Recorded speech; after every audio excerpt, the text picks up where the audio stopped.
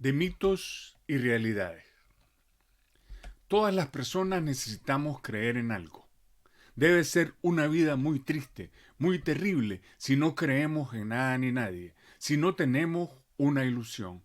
No se puede vivir de esa manera. Quizás ni siquiera se podría llamar a eso vida. Viviríamos como pensamos que viven las plantas, sin esperar nada, sin creer en nada, sin pensar nada.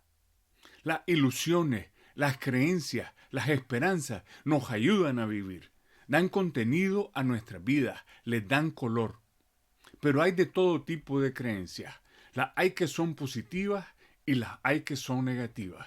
De más está decir que es saludable deshacernos de las creencias negativas y enfocarnos en aquellas que son positivas, que son útiles para nuestra vida, para las cosas que hacemos, para nuestro desarrollo. Hay ideas, creencias, mitos, ilusiones que son extendidos entre los nicaragüenses y que son un atraso a nuestro crecimiento como sociedad y a la liberación y el desarrollo de nuestro país. Hay mentiras que nos contamos que nos mantienen estancados, hundidos en el fango, sin poder movernos hacia adelante. Debemos examinar algunos de esos mitos, mentiras e ilusiones que nos atrasan y enfrentar la realidad. Porque si queremos cambiar las cosas, si queremos lograr liberarnos de la dictadura y empezar a andar hacia la democracia, es necesario que tengamos un conocimiento pleno de la realidad en la que estamos inmersos. Que no empañemos la visión de nuestra realidad con creencias que no tienen asidero real. Hoy voy a señalar solo dos de esas creencias. En otra oportunidad hablaré de otros mitos, de otras ilusiones y mentiras que nos contamos.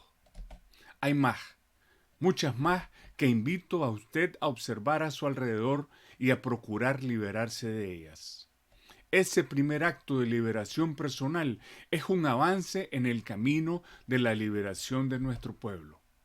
Al paso que vayamos siendo cada vez más los que vemos la realidad de nuestro país tal y como es y no como queremos verla, a ese paso iremos transformando esa realidad. Un primer mito al que voy a referirme es ese que se ha convertido realmente en una creencia firme en la mente de mucha gente en nuestro país.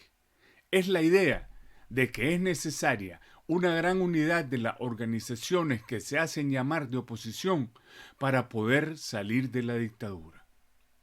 Probablemente los orígenes de esta creencia sean, en primer lugar, nuestro poco desarrollo político, la falta de democracia que siempre hemos tenido. Y en segundo lugar, las ideas que personas y grupos interesados en que no conozcamos nuestra historia nos han imbuido sobre ciertos momentos de nuestro pasado.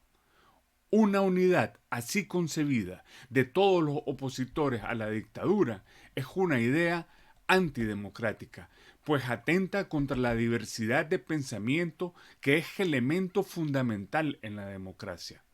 Esa idea se corresponde más bien con sociedades donde no hay pluralismo político y donde solo existe un único partido. Pero incluso si la idea de una unidad total no fuese antidemocrática, nuestra historia nos demuestra que para hacer grandes transformaciones o para lograr grandes cambios, nunca fue necesaria una enorme unidad de los grupos de oposición. Nos muestra que el elemento fundamental en esos momentos claves de nuestra historia fue el actuar de nuestro pueblo, empujando unido en una misma dirección. Eso fue lo que ocurrió en 1979. Entonces fue la insurrección popular, el pueblo alzado, lo que hizo ingobernable el país para la dictadura de Somoza hasta lograr derrocarla. No fue como nos cuentan los que se apropiaron del triunfo popular y luego escribieron la historia a su conveniencia. El protagonismo El protagonista fue el pueblo decidido a salir de la dictadura, rebelándose en cada barrio, en cada ciudad de nuestro país. Fue la unidad del pueblo, decidido a sacudirse el yugo, no la de agrupaciones políticas, la que hizo posible derrocar a la dictadura. Más adelante, luego de la fallida revolución, en 1990, no fue la unidad de débiles organizaciones opositoras lo que logró sacar del gobierno a los sandinistas. Una conjunción de hechos y circunstancias imposibles de replicar hizo posible la realización de elecciones libres en Nicaragua. Fue una mayoría de nuestro pueblo, que por fin tenía la capacidad de ejercer su poder, la que votó para salir de los sandinistas.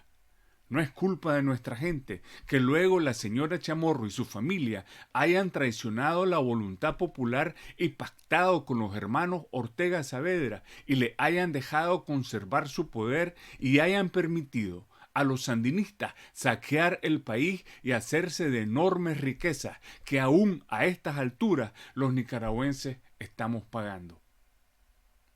En conclusión, frente a esa creencia arraigada en la mente de nuestra gente de que es necesaria una gran unidad de organizaciones opositoras, la realidad es que el elemento fundamental para producir un cambio, para salir de una dictadura, es la unidad del pueblo enfocado en una misma dirección y con un mismo propósito. La historia nos lo demuestra con multitud de ejemplos que podrían citarse en nuestra historia y en la historia universal y que recomiendo a nuestra gente estudiar. Otra idea que continúa arraigada en la mente de muchas personas a pesar de que han pasado más de 5 años desde la insurrección popular pacífica de abril del 2018 es la que es posible lograr esa enorme unidad de la que hablamos. La realidad, que es terca, nos ha demostrado que eso no es posible en Nicaragua, que no hay avances en ese camino, que incluso ahora mismo surgen como hongos después de la lluvia multitud de agrupaciones que pretenden organizar la unidad alrededor de sí mismas. Aunque al presente la palabra unidad se ha puesto de moda, lo que ha ocurrido es más bien un retroceso que se manifiesta en la separación de las agrupaciones políticas en el exilio en campos claramente diferenciados.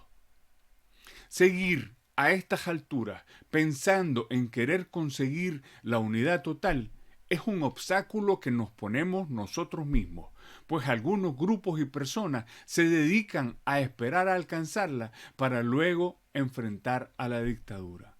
Otros más desvían los escasos recursos que se tienen a la persecución de esa unidad que es inalcanzable, pues no es posible juntar a todos los nicaragüenses, a todas las organizaciones que se dicen de oposición, porque no todas persiguen las mismas cosas.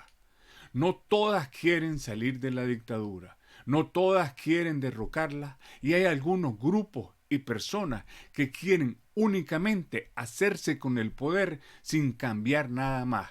Es decir, que buscan la continuación del mismo sistema de poder que por 200 años nos ha sido impuesto y nos tiene ahora donde estamos.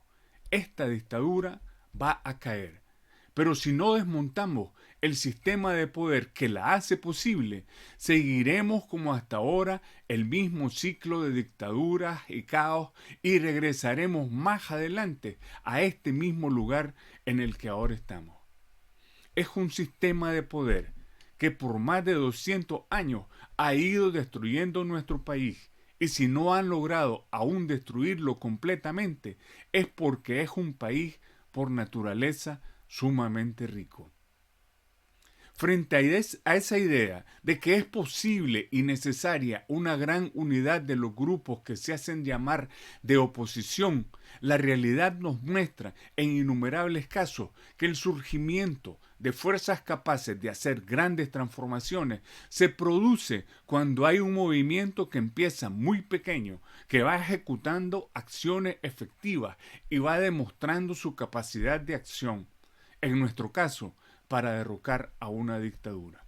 Es en el trabajo de ese movimiento. Es por medio de sus efectivas acciones que va atrayéndose a otro grupo, que se va constituyendo la fuerza triunfante.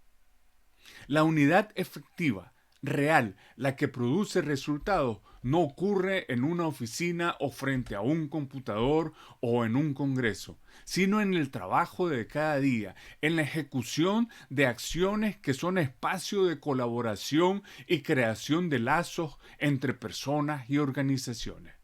Es así, y no de otra manera, como va tomando fuerza el movimiento de liberación. Es la unidad del pueblo nicaragüense todo, de los de dentro del país y los de afuera, la que interesa realmente. Y es hacia allá que deberíamos dirigir nuestros esfuerzos y nuestros recursos. La construcción dentro del país de un movimiento popular beligerante, decidido a derrocar a la dictadura, haciéndole ingobernable el país, apoyado de todas las maneras posibles por los nicaragüenses de afuera, debería ser la meta de las organizaciones de nicaragüenses en el exilio. En eso, y no otras cosas, deberíamos trabajar cada día. Nuestros esfuerzos deben estar dirigidos a trabajar dentro de nuestro país en la formación de células de resistencia que entran en contacto unas con otras y van formando así una enorme red de redes. Van uniendo a nuestro pueblo con el objetivo inmediato de derrocar a la dictadura y con el objetivo a largo plazo de construir un país democrático que aspira al desarrollo económico y social. Solo con nuestro pueblo como protagonista de su liberación, como arquitecto de su propio destino, será posible la liberación y la construcción de la República Democrática.